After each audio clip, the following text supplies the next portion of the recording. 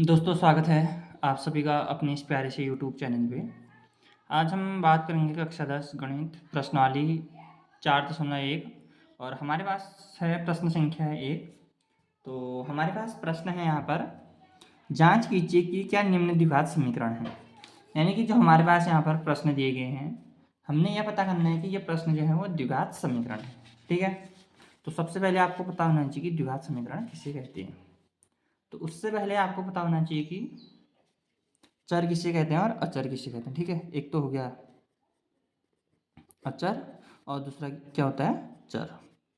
ठीक है, तो अचर किसे कहते हैं? अचर वो मान होते हैं जो कि क्या होते हैं, कभी भी परिवर्तित नहीं होते हैं, यानी कि उनका मान जो होता है हमेशा सेम रहता है। जैसे 1, 2, 3, 100। ठीक है, कहने का अर्थ है कि एक लिखेंगे हम तो एक हर समय प्रश्न में क्या रहेगा, एक ही रहेगा।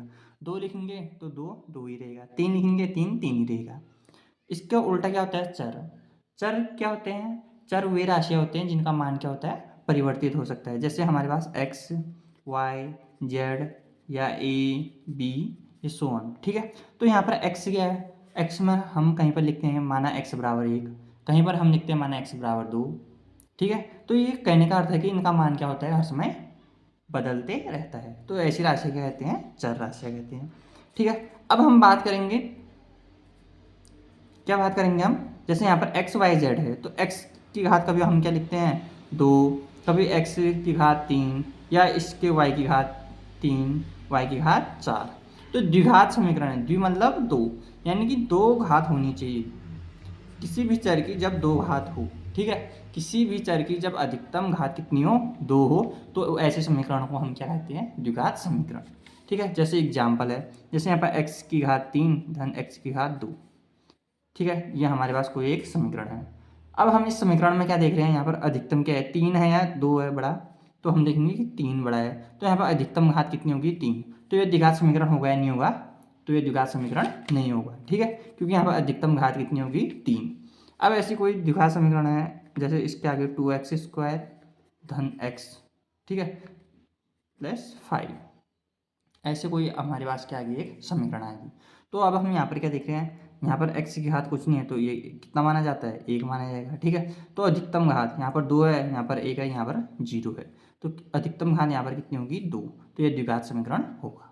कहने का अर्थ होता है कि ऐसा समीकरण जिसका अधिकतम घात कितनी हो, 2 हो, तो उसे कौन सा समीकरण कहते हैं, उसे द्विघात समीकरण कहते हैं।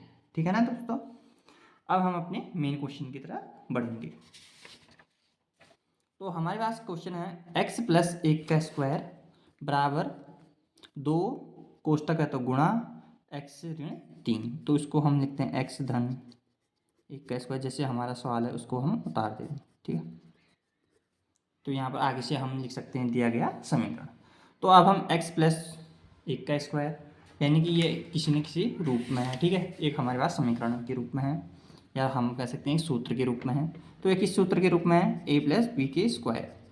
ए प्लस बी का स्क्वायर क्या होता है, A square plus 2ab plus B square. ठीक है, इस फॉर्म में होता है। एक्स की जगह कितना है हमारे पास, ए, और बी की जगह हमारे पास कितना है, 1। तो एक्स की जगह एक्स और ये बी की जगह 1 का स्क्वायर। तो ए का स्क्वायर मतलब एक्स का स्क्वायर धन 2 गुणा ए की कितना है हमारे पास, एक्स, गुणा बी कितना है हमारे पास, 1 धन बी कितना है, 1 का स्क्वायर। तो हो जाएगा एक्स स्क्वायर प्लस 2 गुणा एक्स कितना होता है, 2x धन 1 का स्क्वायर मतलब 1 गुणा 1 कितना होता है, 1। तो हमारे पास x प्लस 1 का स्क्वायर कितना आ गया, एक्स स्क्वायर प्लस 2x धन 1। तो हम इसको लिख देते हैं यहाँ पर, एक्स स्क्वायर प्लस 2x धन 1 बराबर। ठीक है, और दूसरी ओर हम क्या करेंगे, एक बार इस 2 को x से गुणा करेंगे, एक बार इस 2 को ऋण 3 से।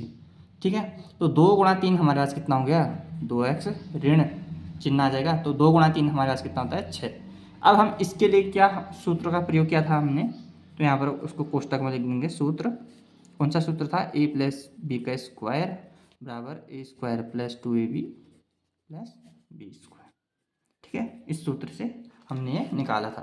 तो अब हम क्या करेंगे, इस समीकरण के जितने पद हैं सब एक ओर ले जाएंगे। तो यहाँ पर एक्स स्क्वायर धन 2x, समान पद वाले समान ना आएंगे, यहाँ पर x है तो यहाँ पर ही x, इसके आगे कोई चिन्ह नहीं है तो कौन सा चिन्ह माना जाता था, धन।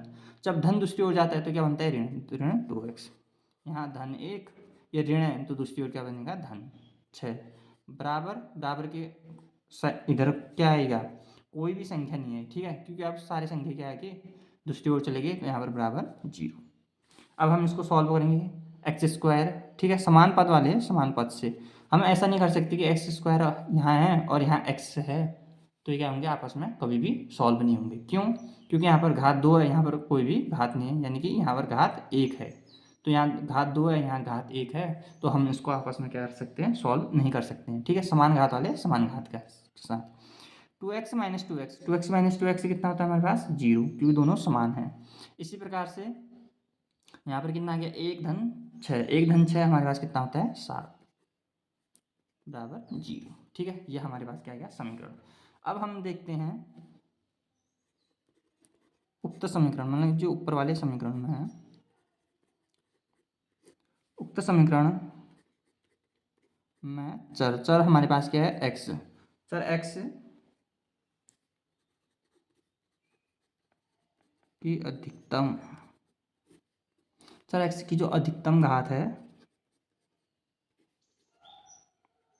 वो कितनी है हमारे पास, 2 है, ठीक है, चर x की अधिकतम घात हमारे पास कितनी है, 2 है, अतः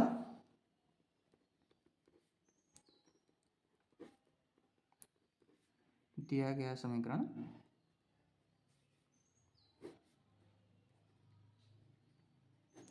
द्विघात समीकरण है। अतः हमारे पास जो दिया गया समीकरण है वो कौन सा है, द्विघात समीकरण है, ठीक है, जो हमारे पास समीकरण दे रखी है वो कौन सा समीकरण है, द्विघात समीकरण है, ठीक है, यह पहला ऑप्शन हमारे पास क्या हो गया, सॉल्व कर चुके हैं। इसी प्रकार से हमारे पास यहाँ पर दूसरा ऑप्शन है जो हम अपने बुक से देखेंगे तो हमारे पास क्वेश्चन है एक्स स्क्वायर माइनस 2x बराबर -2 और दूसरी ओर है x माइनस 3 माइनस एक्स, 3 ऋण x।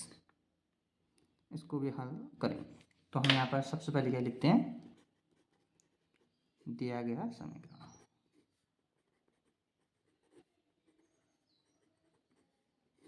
तो हमारे पास जो दिया गया समीकरण है वह क्या है हमारे पास, एक्स स्क्वायर माइनस 2x बराबर -2 गुणा 3 ऋण x।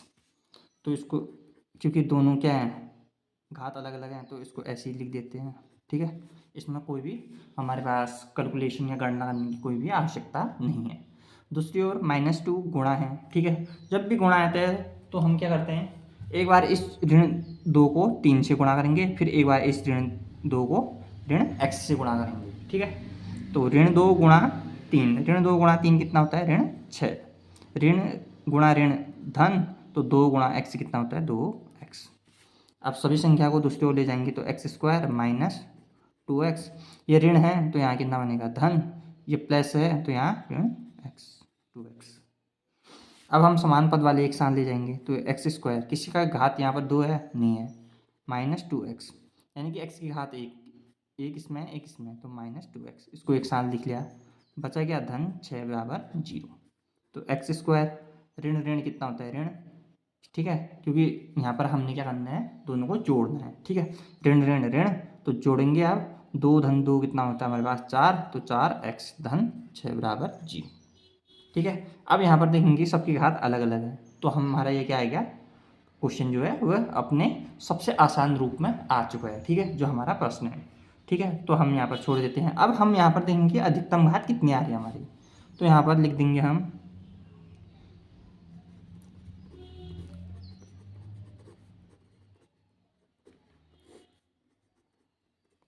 उक्त समीकरण में जो हमारे पास चर x की अधिकतम घात, उक्त समीकरण में चर x की अधिकतम घात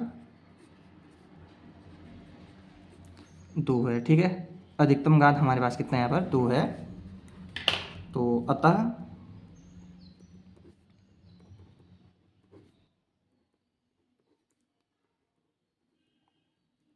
जो हमारा दिया गया समीकरण द्विघात समीकरण है, अतः दिया गया समीकरण द्विघात समीकरण है, ठीक है। जब भी अधिकतम घात 2 होगी तो हमारे पास दिया गया समीकरण कौन कैसा समीकरण होगा, द्विघात समीकरण हो गया। ठीक है ना दोस्तों। तो दोस्तों आशा करता हूँ कि आपको इन प्रश्नों का हल जो है वो समझ में आ गया होगा, और बाकी जितने भी इसके ऑप्शंस हैं उनका हल जो है हम दूसरे क्वेश्चंस में या आने वाली वीडियोज़ में करेंगे। तो तब तक के लिए धन्यवाद दोस्तों।